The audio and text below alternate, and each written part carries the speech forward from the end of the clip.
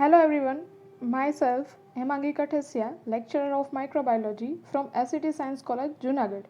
So આજે આપણે આપણું first paper 501 immunology and medical microbiology start કરીશું. ફર્સ્ટ યુનિટ છે ઇમ્યુનિટી એન્ડ ઇમ્યુન સિસ્ટમ. સ્ટાર્ટિંગમાં આપણે અમુક ડેફિનેશન્સ ક્લિયર કરી લઈએ. ફર્સ્ટ ડેફિનેશન છે immunology. It is a branch of biology that covers the study of immune system in all organisms. બધા ઓર્ગેનિઝમ્સની અંદર જે ઇમ્યુન સિસ્ટમ્સ છે એનું જે બ્રાન્ચમાં સ્ટડી કરવામાં આવે એને કહેવાય immunology. For example structure and functions of immune system, immune responses and disorders of immune system, આ બધાનું સ્ટડી જેમાં થાય એને કહેવાય ઇમ્યુનોલોજી. નેક્સ્ટ ડેફિનેશન છે immunity. So what is immunity? Then it is resistance exhibited by the host towards the injury caused by microorganisms and their product. કોઈ પણ micro organisms છે કે જે પેથોજન છે, હવે એ માઇક્રો ઓર્ગેનિઝમ્સ અથવા એની કોઈ પ્રોડક્ટ છે એ હોસ્ટ સેલની અંદર ઇન્જરી કરશે. એ ઇન્જરીની અગેન્સ્ટમાં આપણી બોડી જે રેઝિસ્ટન્સ પ્રોવાઈડ કરે એને કહેવાય ઇમ્યુનિટી. અથવા એની બીજી ડેફિનેશન્સ છે કમ્પ્લીટ રેઝિસ્ટન્સ ટુ ઇન્ફેક્શન. ઇન્ફેક્શન્સની અગેન્સ્ટમાં આપણી બોડી કમ્પ્લીટ રેઝિસ્ટન્સ પ્રોવાઈડ કરે એને કહેવાય ઇમ્યુનિટી. થર્ડ ડેફિનેશન છે immune system. It is collection of cells, molecules, tissues and organs. અલગ અલગ સેલ્સ છે, મોલેક્યુલ્સ છે, ટિશ્યુઝ છે અને ઓર્ગન્સ છે, આ બધાનું કલેક્શન મળી અને ઇમ્યુન સિસ્ટમ બનાવે. હવે ઇમ્યુન સિસ્ટમનું કામ શું છે, ફંક્શન શું છે? So it is prevent the entering of pathogens to the body. આપણા બોડીની અંદર પેથોજન્સને એન્ટર થતાં અટકાવે છે, થવા દેતા નથી, એન્ટર પ્રિવેન્ટ કરે છે. અને એ સિવાયનું કામ છે ન્યુટ્રલાઇઝ ઇન્ફેક્શન. ઇન્ફેક્શનને ન્યુટ્રલાઇઝ કરે છે. નેક્સ્ટ ડેફિનેશન છે immune response. Reaction of the body against any foreign particles or antigen. કોઈ ફોરેન પાર્ટિકલ છે અથવા કોઈ એન્ટીજન છે એ જ્યારે આપણી બોડીની અંદર એન્ટર થાય ત્યારે આપણી બોડી એક ટાઈપનું રિએક્શન પ્રોવાઈડ કરે. એ રિએક્શનને કહેવાય immune response. Involve recognition and defending strategies. હવે ઇમ્યુન રિસ્પોન્સ છે એ કઈ વસ્તુ ઇન્વોલ્વ કરશે પોતાની અંદર? તો ફર્સ્ટ ઓફ ઓલ છે રેકોગ્નિશન.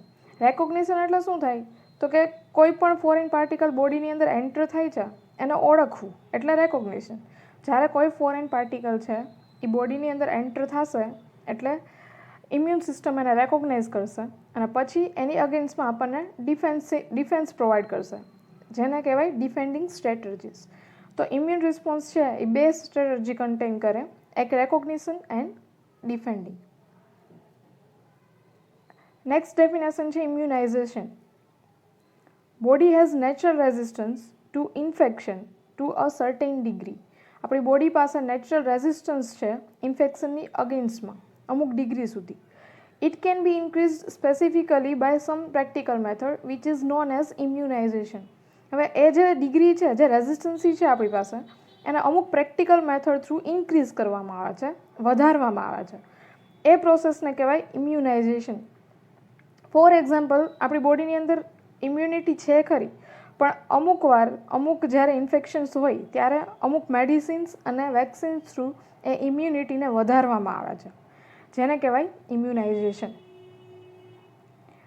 સો હવે આપણો ફર્સ્ટ ટોપિક યુનિટનો 1.1 ટાઈપ્સ ઓફ ઇમ્યુનિટી સ્ટાર્ટ કરીએ. Immunity depends upon various factor.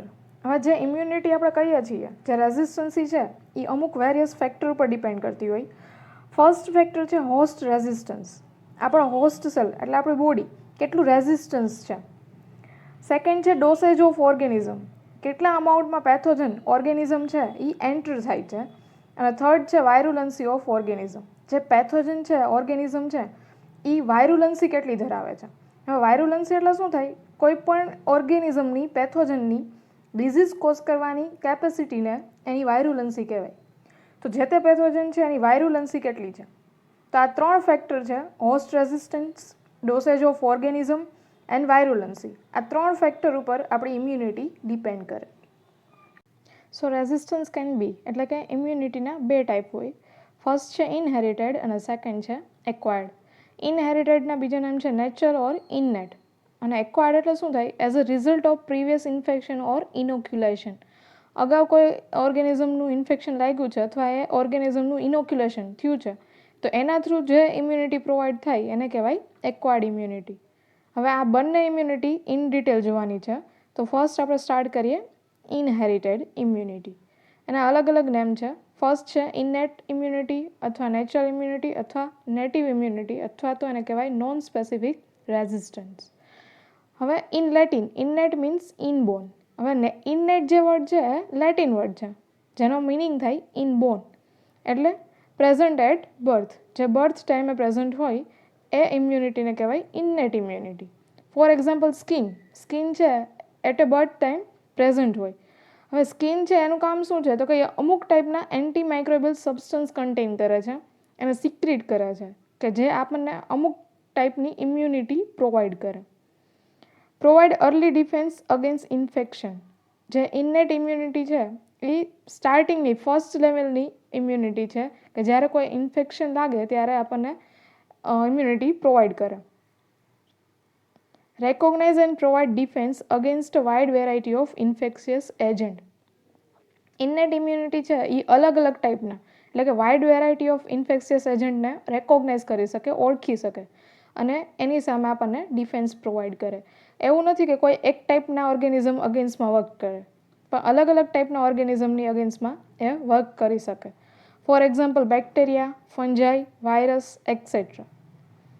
Response quickly. Innate ઇમ્યુનિટીનો જે રિસ્પોન્સ છે એ એકદમ ક્વિક હોય છે. જેવું ઇન્ફેક્શન લાગે એટલે તરત જ એ કામ ચાલુ કરે એનું ઇમ્યુનિટી પ્રોવાઈડ કરવાનું. Act as a first line of defence. જ્યારે આપણને ઇન્ફેક્શન લાગે ત્યારે ફર્સ્ટ ટાઈમ જે આપણને ઇમ્યુનિટી પ્રોવાઈડ થાય એ ઇનેટ ઇમ્યુનિટી થ્રુ પ્રોવાઈડ થાય. એટલા માટે એને કહેવાય છે first line of defence. Provides various barrier to prevent the entry of foreign particles. એની પાસે અલગ અલગ ટાઈપના બેરિયર્સ છે કે જે આપણે ઇન ડિટેલ સ્ટડી કરવાના છે ફર્ધર. તો એ બધા બેરિયર્સનું કામ શું છે? Two prevent the entry of foreign particles.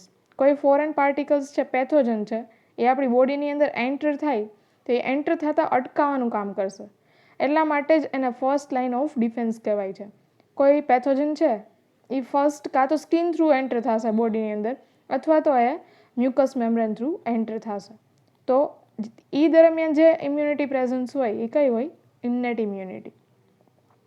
ઇનહેરિટેડ resistant to infection and not acquired during life time. કોઈ પણ ઇન્ફેક્શન છે એને રેઝિસ્ટન્સી પ્રોવાઈડ થાય છે એ ઇનહેરિટેડ હોય છે જ્યારે ઇનેટ ઇમ્યુનિટી થ્રુ પ્રોવાઈડ થાય ત્યારે. શું કામ એને? તો કે એ at a birth time present હોય, ઇનહેરિટેડ હોય એટલા માટે. અને not acquired during life time. એને ક્યારે લાઈફ ટાઈમ એક્વાયર્ડ કરવી પડતી નથી. It includes. હવે ઇનેટ ઇમ્યુનિટીના અલગ અલગ ટાઈપ્સ છે. કયા કયા? તો કે સ્પીસીસ છે, રેસીસ છે એન્ડ ઇન્ડિવિડ્યુઅલ. એટલે 3 ટાઈપ છે main: species immunity, races immunity and individual immunity. આ સિવાય હજી એક ટાઈપની ઇમ્યુનિટી જોવા મળે છે, હર્ડ ઇમ્યુનિટી, જે ફર્ધર ઇન ડિટેલ આવશે. હવે ફર્સ્ટ આપણે જોશું species immunity. So what is species immunity? Some species are resistant to infection of a particular organisms while some other species are sensitive. કોઈ એક પર્ટિક્યુલર ઇન્ફેક્શિયસ એજન્ટ છે, પેથોજન છે, એનાથી અમુક સ્પીસીસ છે એનાથી રેઝિસ્ટન્ટ છે અને અમુક સ્પીસીસ એનાથી સસેપ્ટિબલ છે એટલે કે સેન્સિટિવ છે. For example goats, sheep, horse are generally resistant to tuberculosis while human and pigs are susceptible to it. 3 species આપી છે તમને: ગોટ્સ છે, શીપ છે એન્ડ હોર્સ. આ 3 સ્પીસીસ છે એ ટ્યુબરક્યુલોસિસથી રેઝિસ્ટન્ટ છે જ્યારે હ્યુમન અને પિગ્સ છે એ ટ્યુબરક્યુલોસિસથી સેન્સિટિવ છે. એટલા માટે જ આ ઇમ્યુનિટીને સ્પીસીસ લેવલની ઇમ્યુનિટી કહેવામાં આવે. અમુક સ્પીસીસ છે એ પર્ટિક્યુલર ઓર્ગેનિઝમથી રેઝિસ્ટન્ટ છે અને એને એ પર્ટિક્યુલર ઓર્ગેનિઝમથી અમુક સ્પીસીસ છે સેન્સિટિવ છે. નેક્સ્ટ છે રેશિયલ ઇમ્યુનિટી. સો રેશિયલ ઇમ્યુનિટી એટલે શું? તો કે અમુક રેસ હોય. રેસ મીન્સ જૂથ અથવા સમૂહ. Sometimes one race of species is susceptible to particular infection and other race is resistant. અમુક સ્પીસીસની અમુક રેસ છે કે જે એક પર્ટિક્યુલર ઇન્ફેક્શનથી સસેપ્ટિબલ છે, સેન્સિટિવ છે. જ્યારે અમુક રેસ છે એ કેવી છે, રેઝિસ્ટન્ટ છે. ફોર એક્ઝામ્પલ સીપ, જે સ્પીસીસ એક જ છે પણ એની અંદર એની અલગ અલગ રેસ આવે છે, એની જાતિ આવે છે. એક છે Algerian sheep are resistant to anthrax while domestic sheep are susceptible to it. જે એન્થ્રેક્સ, જે ઇન્ફેક્શિયસ એજન્ટ છે, જે ઇન્ફેક્શન કોઝ કરે છે એન્થ્રેક્સ, એનાથી અલ્જેરિયન સ્પીસીસ રેઝિસ્ટન્ટ છે, જ્યારે ડોમેસ્ટિક સીપ છે એ એનાથી સસેપ્ટિબલ છે. એવી જ રીતના સેમ હ્યુમનમાં છે. For example Nepalese and negroes are susceptible to tuberculosis while Anglo-Indians are partially resistant to it. Tuberculosis છે એનાથી નેપાલીઝ એન્ડ નિગ્રોઝ એ સેન્સિટિવ છે, સસેપ્ટિબલ છે, જ્યારે એંગ્લો ઇન્ડિયન્સ છે એનાથી રેઝિસ્ટન્ટ છે. Factors which affect racial immunity. હવે આજે રેશિયલ ઇમ્યુનિટી જોઈ એને અમુક ટાઈપના ફેક્ટર અફેક્ટ કરે છે. એમાં ફર્સ્ટ ફેક્ટર છે ડાયટ. ડાયટ મીન્સ એ કેવા ટાઈપનો ફૂડ લે છે, કયા ટાઈપનો ખોરાક લે છે. સેકન્ડ છે જિયોગ્રાફિકલ લોકેશન અને થર્ડ છે એન્વાયરમેન્ટ. કયા એરિયામાં એ લોકોની વસાહત છે, લોકેશન શું છે અને ત્યાંનું એન્વાયરમેન્ટ કેવું છે. એટલે આ 3 ફેક્ટર ઉપર રેશિયલ ઇમ્યુનિટી વર્ક કરે. એના પછી નેક્સ્ટ છે individual immunity. Certain people of the same race are susceptible while other are resistant to particular infection.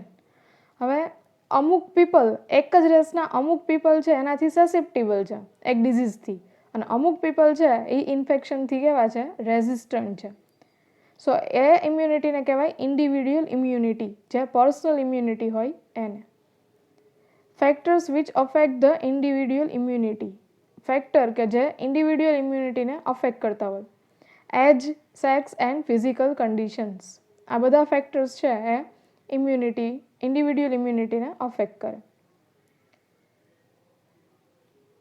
ઇન્નેટ immunity provide 4 types of defensive barriers. હવે આપણે આગળ કીધું હતું કે ઇન્નેટ ઇમ્યુનિટી છે એ ફર્સ્ટ લાઇન ડિફેન્સ પ્રોવાઈડ કરે. શું કામ એને? તો કે એની પાસે અમુક ટાઈપના બેરિયર પ્રેઝન્ટ છે કે જેના કારણે એ બોડીને પ્રોટેક્શન, ડિફેન્સ પ્રોવાઈડ કરી શકે. તો એ બેરિયર્સ ક્યાં ક્યાં છે જે ડિફેન્સિવ બેરિયર્સ કહેવાય? તો ફર્સ્ટ બેરિયર છે એનાટોમિક બેરિયર, સેકન્ડ બેરિયર છે ફિઝિયોલોજિક બેરિયર, થર્ડ બેરિયર છે ફેગોસાઇટિક બેરિયર અને ફોર્થ છે ઇન્ફ્લામેટરી બેરિયર્સ. તો આ 4 બેરિયર છે કે જેના ઉપર ઇન્નેટ ઇમ્યુનિટી કામ કરે, એના થ્રુ આપણને ઇમ્યુનિટી પ્રોવાઈડ કરે. સો આ 4 બેરિયર તમારે ઇન ડિટેલ સ્ટડી કરવાના છે, જે આપણે નેક્સ્ટ લેક્ચરમાં જોશું. Thank you.